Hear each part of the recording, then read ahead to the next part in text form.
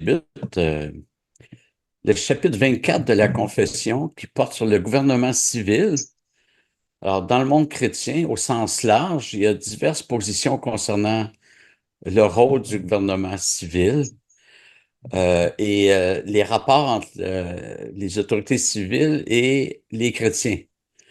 Il y en a qui pensent que le chrétien ne devrait pas du tout se mêler de politique. Pour eux, ça appartient au monde perdu et on se tient loin. Par exemple, la tradition ménonite pousse la séparation de l'Église et de l'État aussi loin qu'à interdire à leurs membres de s'enrôler dans l'armée et parfois même d'être un simple fonctionnaire, professeur ou autre. Donc, un simple employé de l'État, ça ne passe pas. À l'inverse, il y a des presbytériens qui ont voulu une Église d'État. Une Église d'État, c'est une Église intimement unie au gouvernement civil où les dirigeants de chaque entité élaborent des stratégies communes. Et souvent, cette approche finit par laisser l'État diriger les choses dans l'Église. Par exemple, en Suisse, certains prêtres et certains pasteurs sont payés par les communes. Les communes, c'est une subdivision du pays, oui. Euh, D'autres, c'est par le canton. D'autres, par un fonds alimenté par les communes, l'État ou l'évêché. Et le gouvernement ne choisit pas les pasteurs ou les prêtres sur des considérations spirituelles, mais uniquement académiques. Et c'est ainsi qu'un de ces pasteurs, Maurice Rey, que j'ai connu, s'est converti 5 ans après avoir débuté son pastorat. Plusieurs autres chrétiens abordent des questions politiques comme si la Bible n'avait rien à dire sur la politique. Ainsi, les questions comme le port d'armes, l'éducation, l'économie sont abordées sans examiner ce que la Bible dit.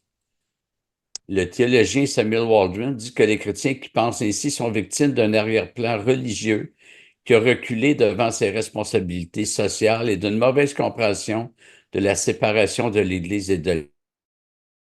Un tel abandon de ces sujets constitue un déni de la souveraineté de Dieu sur ce monde, comme si Dieu avait abandonné ce monde aux mains de Satan.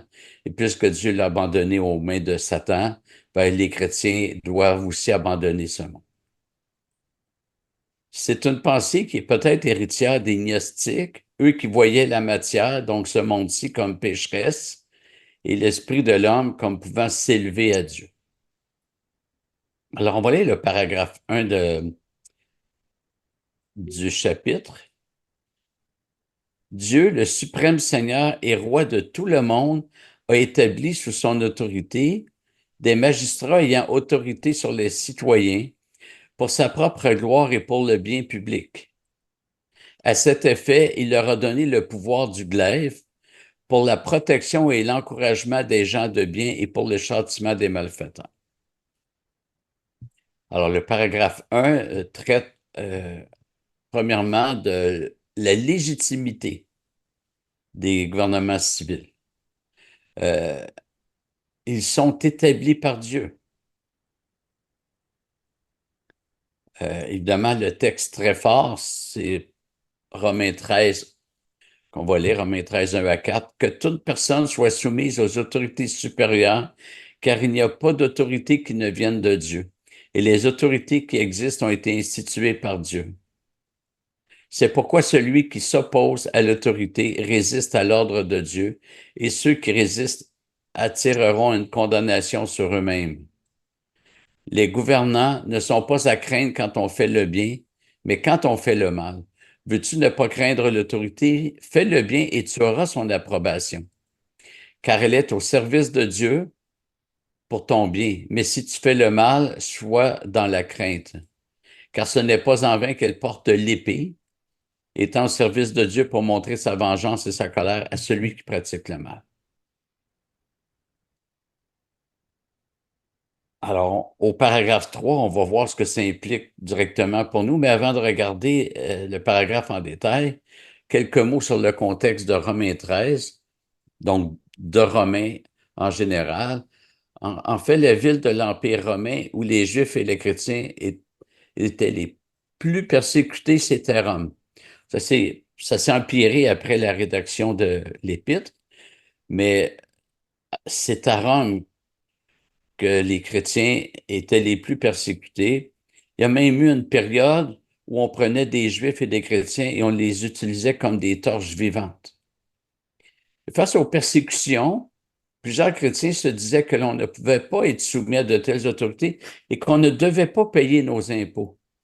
Et c'est justement à l'Église de Rome que Paul développe la question des autorités civiles en disant aux chrétiens qu'ils doivent être soumis et qu'ils doivent payer leurs impôts.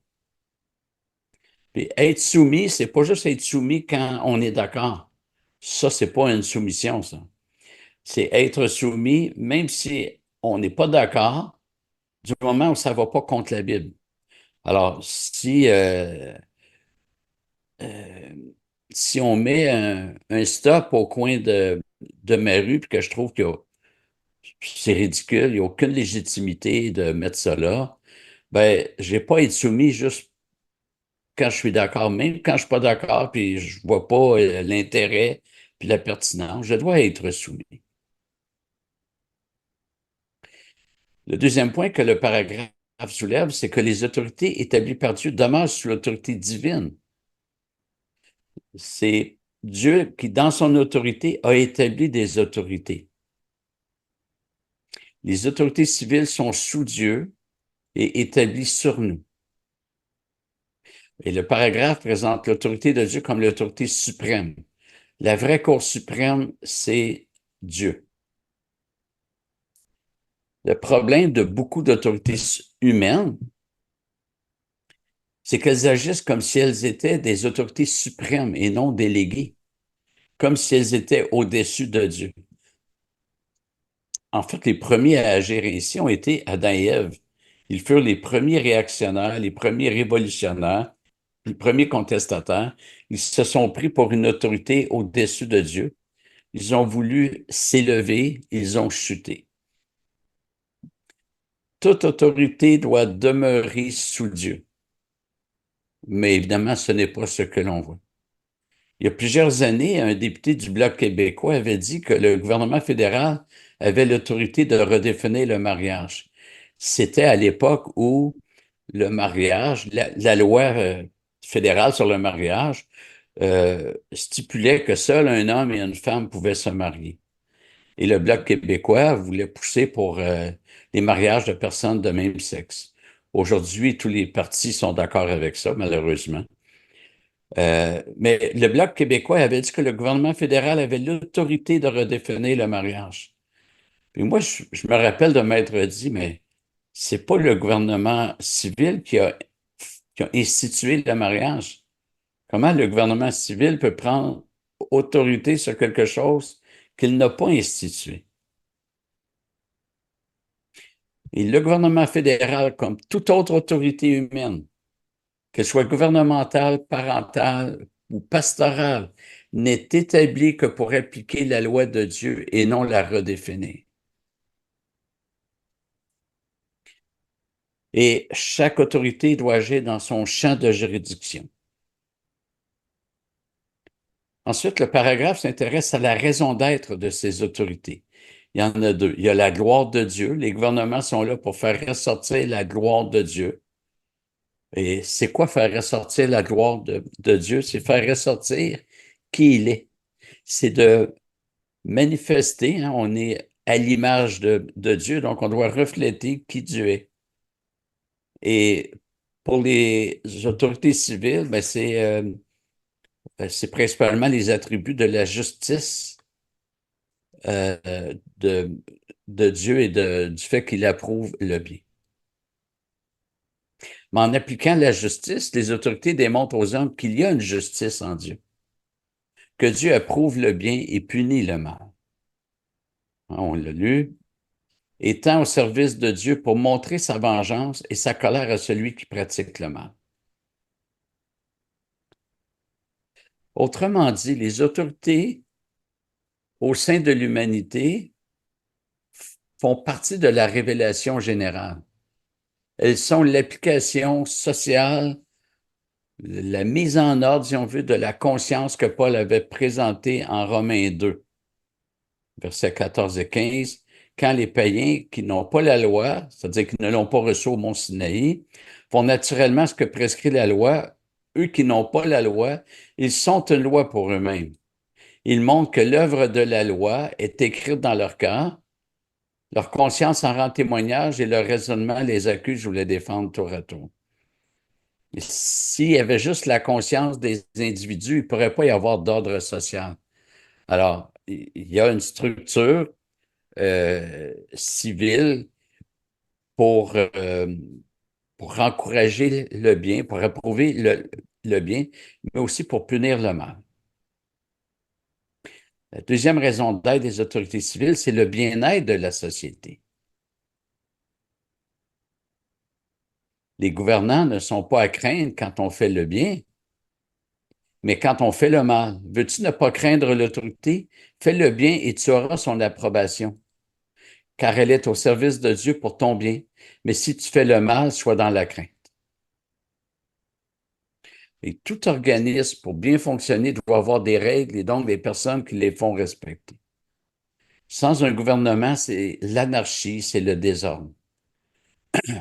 On se rappelle dans le livre des juges, je pense que ça revient à deux reprises où il est dit, en ce temps-là, il n'y avait pas de roi sur Israël. Le roi, c'était le gouvernement civil, donc il n'y avait pas de roi sur Israël et chacun faisait ce qui lui semblait bon. C'est l'anarchie, c'est le désordre. Le paragraphe précise que c'est Dieu qui leur a donné le glaive ou l'épée.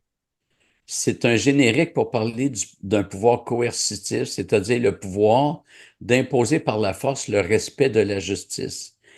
Et l'épée est même, peut même appuyer euh, le maintien de la peine de mort, même sous l'Ancienne Alliance, dans la Nouvelle Alliance. Le glaive peut représenter le pouvoir physique ou encore des amendes. En fait, le glaive, c'est le pouvoir d'exercer l'autorité. Quand bien même qu'il y aurait imaginé des policiers qui auraient l'autorité, mais qui ne seraient pas armés. Il n'y aura pas le pouvoir. Mais Dieu donne à la fois le pouvoir et l'autorité aux autorités civiles. Donc, il y a une punition pour celui qui ne maintient pas l'ordre public. Donc, elles sont là pour protéger le citoyen et punir le malfaiteur. La 1689 n'en parle pas, mais j'aimerais vous parler de la démocratie, parce qu'on a l'impression que c'est, parfois plutôt, on a l'impression que c'est le bon système politique, parce que dans notre monde, c'est soit des démocraties ou des systèmes totalitaires. Mais Dieu n'a jamais établi de démocratie. Il a institué la royauté que les pays modernes rejettent pratiquement tous ou les rendent symboliques, comme en Angleterre, c'est un roi qui a aucun pouvoir. Mais la démocratie est pratiquement impossible, pour pas dire qu'elle est impossible. Elle veut que des gens qui n'ont pas la connaissance ni l'information pour se prononcer sur des mesures décident de celles-ci. Churchill avait dit, la démocratie, c'est deux loups puis une brebis qui se demandent qu'est-ce qu'on va manger pour souper.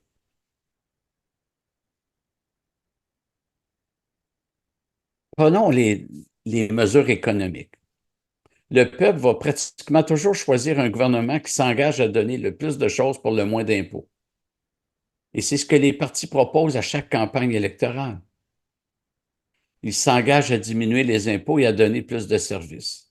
Et les gens tombent dans le panneau. Mais en fait, c'est un vol parce que ça se fait sur le dos de la dette. Et la dette des pays, c'est quoi? C'est de voler l'argent des futures générations pour s'en servir, nous.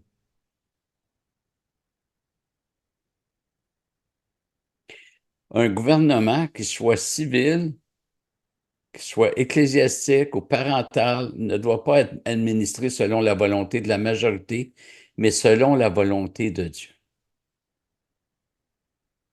Le paragraphe 2 termine en affirmant qu'un chrétien peut participer à une guerre légitime. Alors, à cette époque-là, donc quand les pasteurs qui ont rédigé la 1689, lorsqu'ils l'ont fait, ben, il y avait les anabaptistes qui étaient les ancêtres du mouvement ménonite. Et ici, la 1689 vise à prendre position contre l'idée anabaptiste. Un chrétien peut participer à une guerre légitime. Alors, ceux qui s'intéressent à l'éthique biblique sont presque unanimes pour dire qu'une guerre légitime ou justifiée doit comporter trois conditions.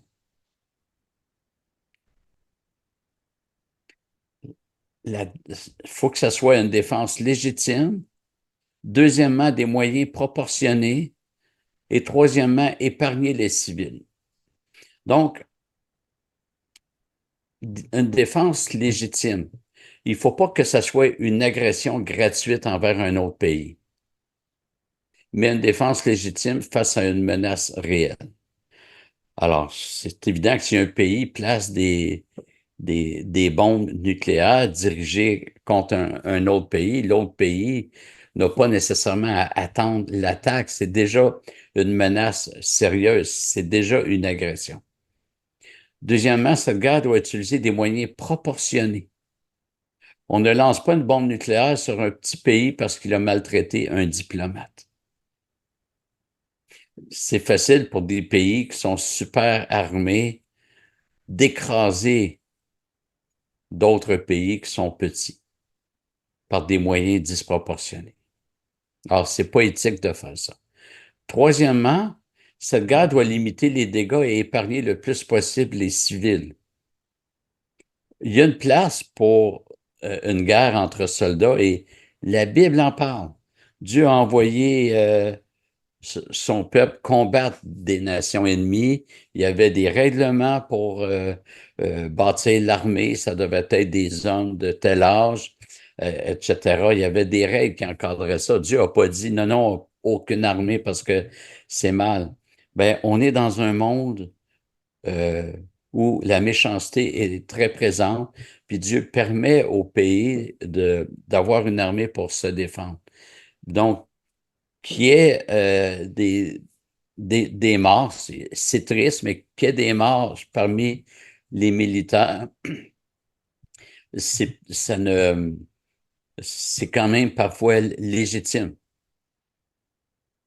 La difficulté aujourd'hui, c'est que dans certains pays, on entrepose l'armement dans des sous-sols d'écoles, on utilise la population comme bouclier, des attaques ennemies se préparent dans des sous-sols d'hôpitaux, de sorte qu'il est très difficile de limiter les dégâts.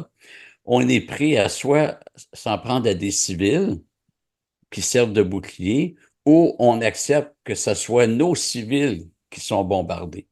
Alors, c'est pas facile, mais ma pensée, c'est que si un gouvernement utilise ses civils comme bouclier, ben, c'est triste, mais c'est pas à l'autre pays à payer pour ça.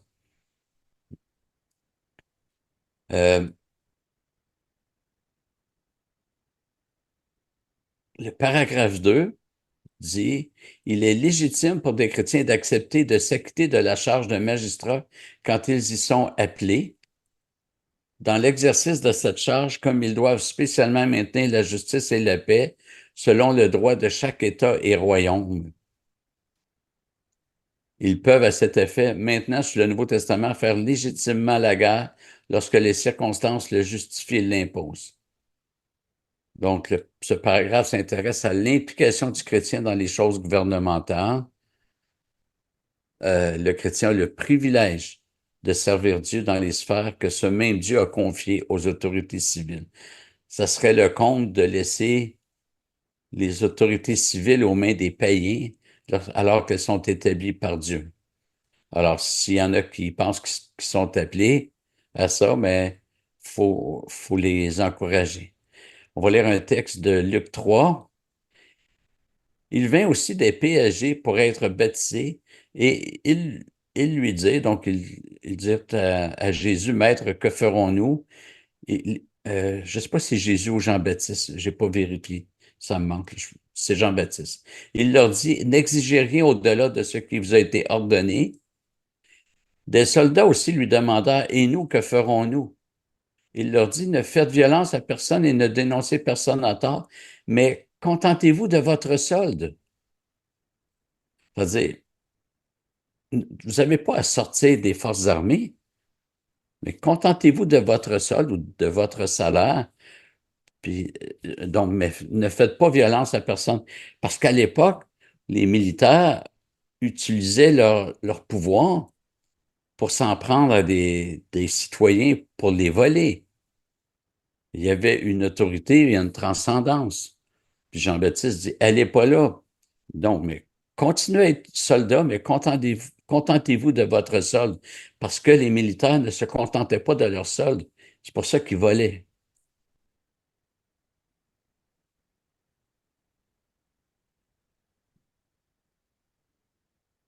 Euh, et on voit ça dans certains pays où les policiers utilisent leur pouvoir pour extorquer des citoyens, des touristes. Donc, la leçon pour nous, c'est qu'une autorité humaine ne doit pas nous amener à faire des choses contre Dieu. Un employeur non plus, j'aurais dû mentionner ça comme sphère d'autorité, puisque Paul en parle dans Éphésiens 6. Un employeur doit bien euh, exercer son autorité. Je dépasse le cadre du chapitre de la confession, mais comme je vous avais dit, je prends les thèmes, mais je les développe avec la Bible. Euh, un employeur doit aussi agir avec bienfaisance envers ses employés. Donc, en conclusion, on peut apprécier l'ordre que le Seigneur maintient dans l'humanité. C'est vrai qu'il y a bien des débordements, mais ce serait bien pire s'il n'y avait pas ces digues établies par le Seigneur. Je peux trouver ça moche qu'il y ait une limite de vitesse à 30 ou 40 km/h sur certaines rues. Mais en même temps, je bénéficie de la sécurité. Alors, c'est pas à moi à dicter les règles ni à les critiquer. Alors, on doit apprécier que Dieu ait mis des structures pour l'ordre social. Voilà, on va s'arrêter ici. Merci de votre attention.